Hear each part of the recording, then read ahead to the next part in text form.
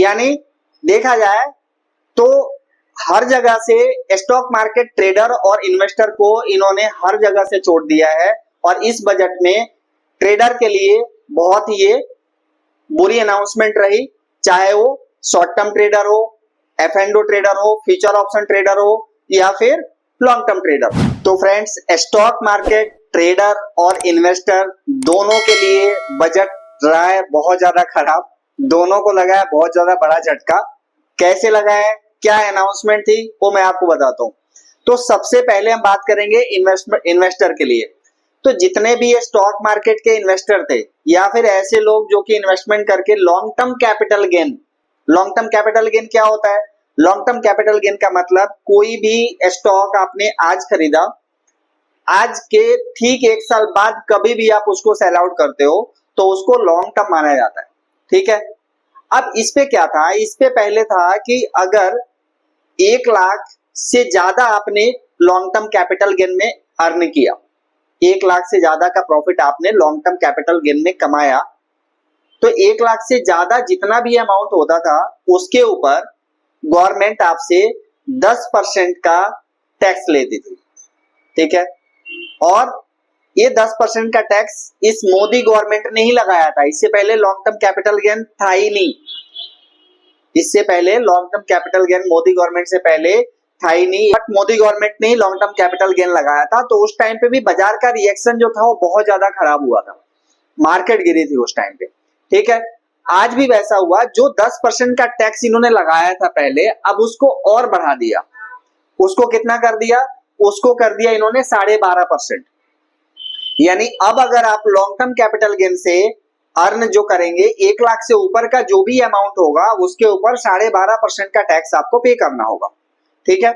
यानी 1 लाख, आप 1 लाख तक जीरो, 1 लाख के ऊपर जो भी आपको अर्निंग करते हैं, मान के चलिए 2 लाख की अर्निंग हो गई तो 12,500 रुपए आपको टैक्स भरना पड़ेगा। ठीक है। ये लॉन्ग टर्म कैपिटल गेन है, सिर्फ शेयर मार्केट पे नहीं, बाकी भी जो भी एसेट आप लॉन्ग टर्म कैपिटल गेन में, जैसे प्रॉपर्टी हो गया या कहीं पे भी आपने अर्न किया है, तो सब पे ही लगेगा। ठीक है, क्लियर है। अब अभी तक है कहा, अभी तक तो ये लॉन्ग टर्म पे ही बढ़ाया। अब आज क्या किया इन्होंने, जो लोग, एक तो बेचारे ट्रेडर वैसे ही कम कमाते हैं, रिटेल ट्रेडर बड़ी मुश्किल से तो प्रॉफिट लेता है, उसमें भी अगर उसने प्रॉफिट कमाया तो पहले शॉर्ट टर्म, यानी 1 साल से पहले अगर आपने प्रॉफिट कमाया, कोई ऐसा स्टॉक आपने खरीदा, महीने 2 महीने में बेच दिया, 2 4 10 15 दिन में आपने बेच दिया, तो उसको क्या बोलते हैं? उसको शॉर्ट टर्म बोलते हैं। तो अगर आपने शॉर्ट टर्म में पैसा कमाया है तो शॉर्ट टर्म में आपको कोई भी छूट नहीं मिलती, आपको 15% का टैक्स आपको भरना होता है। शॉर्ट टर्म में मान के चलो आपने 1 लाख रुपए का प्रॉफिट कमाया तो 1 लाख रुपए के ऊपर 15,000 रुपए का टैक्स आपको भरना पड़ता है। ठीक है। अब उस 15,000 के टैक्स को सीधे बढ़ा के 15% से कितना कर दिया इन्होंने? सीधे सीधे 20% कर दिया।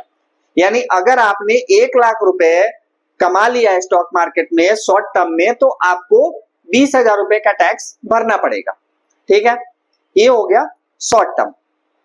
और F&O का तो आपको पता ही है, फ्यूचर एंड ऑप्शन का वो डायरेक्टली आपके इनकम स्लैब में ऐड हो जाता है, तो जो भी आपका इनकम स्लैब है उसके हिसाब से वो उसमें आपको टैक्स भरना पड़ता है। ठीक है।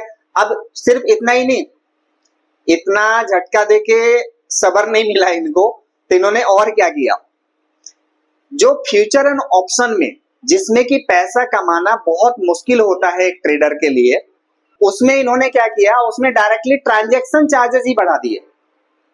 ट्रांजैक्शन चार्जेस क्या? STT, security transaction charges. कितना बढ़ाया इन्होंने?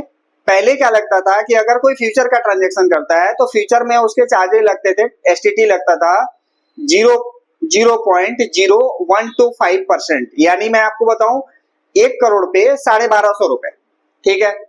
अब उसको बढ़ा के कितना कर दिया? अब इन्होंने उसको बढ़ा के 1 करोड़ पे 2,000 रुपए कर दिया। सिर्फ फ्यूचर पे ही नहीं, ऑप्शन पे भी बढ़ा दिया।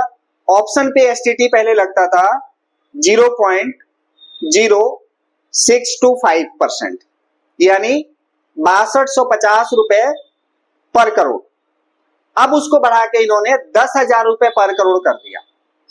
यानी देखा जाए तो हर जगह से स्टॉक मार्केट ट्रेडर और इन्वेस्टर को इन्होंने हर जगह से छोड़ दिया है।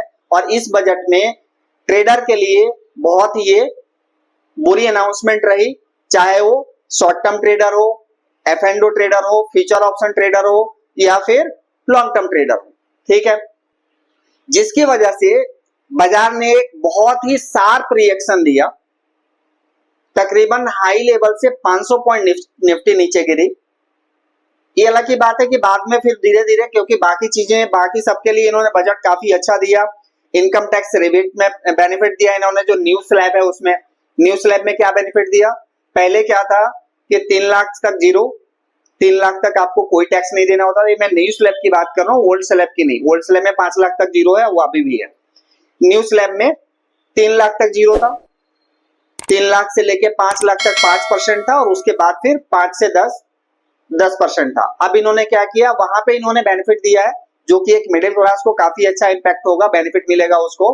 वहां पे क्या किया इन्होंने कि 3 से 5 लाख की जगह जो 5% का स्लैब था उसको बढ़ा के 3 लाख से 7 लाख तक 5% का स्लैब है, 5% का टैक्स देना है, और 7 लाख से 10 लाख तक 10% का स्लैब देना है, 10% का टैक्स देना, ठीक है। ये स्लैब इन्होंने किया है, और उसके आगे सो ऑन।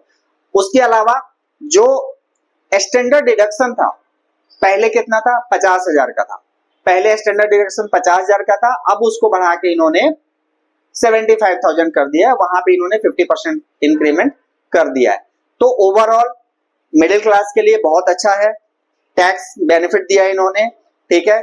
इसके अलावा और क्या किया इन्होंने, सबसे मेजर जो कटौती करी है इन्होंने, इंपोर्ट ड्यूटी गोल्ड और सिल्वर की करी है, जो कि मुझे बिल्कुल समझ नहीं आया। गोल्ड का इंपोर्ट ड्यूटी, गोल्ड और सिल्वर का पहले जो 15% था, 15% से सीधे घटा के 6% पे ला दिया इन्होंने, 6%। गोल्ड और सिल्वर पे पहले जो इंपोर्ट 15% का था वो 6% पे लेके आ गए, जिसका रिएक्शन कमोडिटी मार्केट में जबरदस्त देखने को मिला। गोल्ड का प्राइस 73,000 से गिर के 69,000 के नीचे आ गया था 10 ग्राम, और सिल्वर का प्राइस 85,000 के आसपास आ गया, 89,000 से गिर के, ठीक है। तो ये गोल्ड और सिल्वर के प्राइस सस्ते हुए। बाकी भी बहुत सारे आइटम है, मोबाइल्स के आइटम है, और भी एसेसरीज, मोबाइल की एसेसरीज हो गई, बाकी टेक्नोलॉजी की एसेसरीज हो गई, यहाँ पे इन्होंने इंपोर्ट ड्यूटी में छूट दिया है। तो ये सारा बेनिफिट रहा। ओवरऑल बजट देखा जाए तो सबके लिए बहुत अच्छा रहा, सिवाय किसके लिए, स्टॉक मार्केट ट्रेडर और इन्वेस्टर के लिए बजट खराब रहा, क्योंकि उनसे पैसा और ज्यादा वसूला जाएगा। जो पहले वसूला जाता था, एक तो वैसे कमाना मुश्किल है, अगर गलती से आपने प्रॉफिट कमा भी लिया तो उस पर गवर्नमेंट को और ज्यादा दो। पहले ट्रांजेक्शन पे तो देना ही देना है, ट्रांजेक्शन पे तो भर भर के टैक्स ले ही रहे हैं। मैं आपको बता दूं, दुनिया में, वर्ल्ड में सबसे ज्यादा स्टॉक मार्केट ट्रेडर के ऊपर अगर टैक्स कोई कंट्री ले रही है तो इंडिया ले रही है, दुनिया में सबसे ज्यादा। और अब उसको इन्होंने और ज्यादा बढ़ा दिया, ठीक है। यानी प्रॉफिट एंड लॉस आप कर रहे हो, ट्रांजेक्शन पे चार्जेस तो बढ़ा ही दिए, आपको नुकसान हो फायदा हो गवर्नमेंट को कोई मतलब नहीं है, ट्रांजेक्शन चार्जेस उसको अपना टैक्स लेना ही लेना है, ठीक है। लेकिन अगर आपने गलती से कमा लिया तो और ज्यादा टैक्स लेना है, ठीक है। तो ये है ओवरऑल हमारी समझ से बजट का पूरा एक तरह से देखा जाए तो समरी जो हमारे काम की है, ठीक है। बाकी इसका क्या इंपैक्ट आना है, मुझे जो समझ में आ रहा है, जितना इंपैक्ट आना था आज आ गया। हो सकता है थोड़ी बहुत गिरावट मार्केट में और रिएक्शन देखने को मिल जाए 1-2 दिन में, ओवरऑल बाजार स्टेबल रहेगा, आगे मार्केट में पैसा और आता रहेगा, और इन्वेस्टर और ट्रेडर को टैक्स के अलावा और कोई नुकसान नहीं होना, अगर वो ठीक तरीके से मार्केट में बने रहते हैं तो, काम करते हैं तो। Thank you so much. Channel को सब्सक्राइब करते रहिए और ज्यादा से ज्यादा आप शेयर करते रहिए।